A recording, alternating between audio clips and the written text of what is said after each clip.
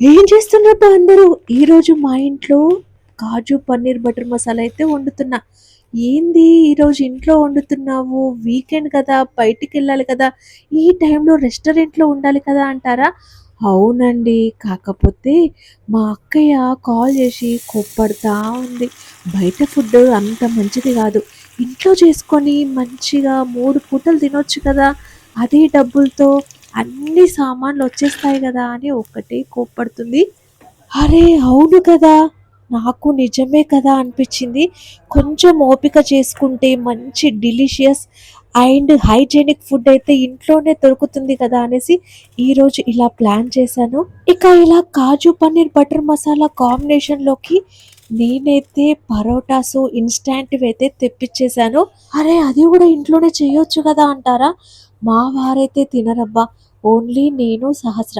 మా వారైతే ఇంకా చపాతీయే ప్రిఫర్ చేస్తారు. ఇక నా ఒక్కడి కోసం చపాతీ ఏంటి అనేసి బయట నుంచయితే తీసుకొచ్చుకున్నారు. నేనైతే పరోటాతో కాజు పన్నీర్ బటర్ మసాలా కర్రీ అయితే కుమ్మేసినామనుకోండి. ఇక ఈరోజు నా స్టైల్‌లో పన్నీర్ బటర్ మసాలా కర్రీ ఎలా చేస్తానో చూపిస్తాను పదండి. ముందుగా అయితే పన్నీర్ అండ్ కాజుని గోల్డ్ కలర్ వచ్చేలాగా వేయించుకొని పక్కన పెట్టేసుకోవాలి. తర్వాత మరో బౌల్‌లోకి కాస్త ఆయిల్, కాస్త బటర్ వేసేసుకొని, ఒక 3 బగారాకులు, కాస్త పువ్వు యాడ్ చేసుకొని, తర్వాత మనము టమాటో, ఆనియను, కాజు పేస్ట్ చేసుకున్నాం కదా!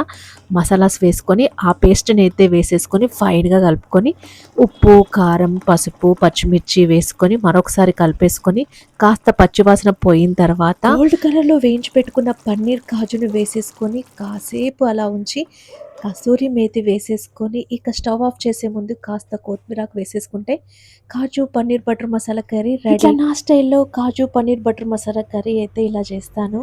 చూస్తేనే నోరూరిపోతుంది కదా! ఎప్పుడెప్పుడు తినాలా అనిపిస్తుంది. మీకు అలానే అనిపిస్తుందా? అయితే వచ్చేయండి మా ఇంటికి తిందురు గాని. ఇక ఫైనల్లీ అయితే పెట్టేసుకొని కూర్చున్నానబ్బా! ఇక తినడమే ఆలస్యం. ఎంత బాగా స్మెల్ వస్తుందంటే ఇల్లంతా గుమాయిస్తుంది.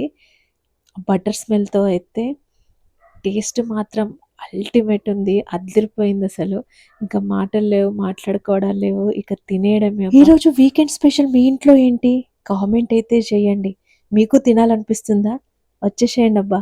రాలేకపోతే నా స్టైల్‌లో మీరు చేసుకొని తిని ఎలా వచ్చిందో కామెంట్ చేయండి. ఇక ఉంటాను. చూసి అలా వెళ్ళిపోకుండా ఒక లైక్ అయితే ఎయండబ్బా!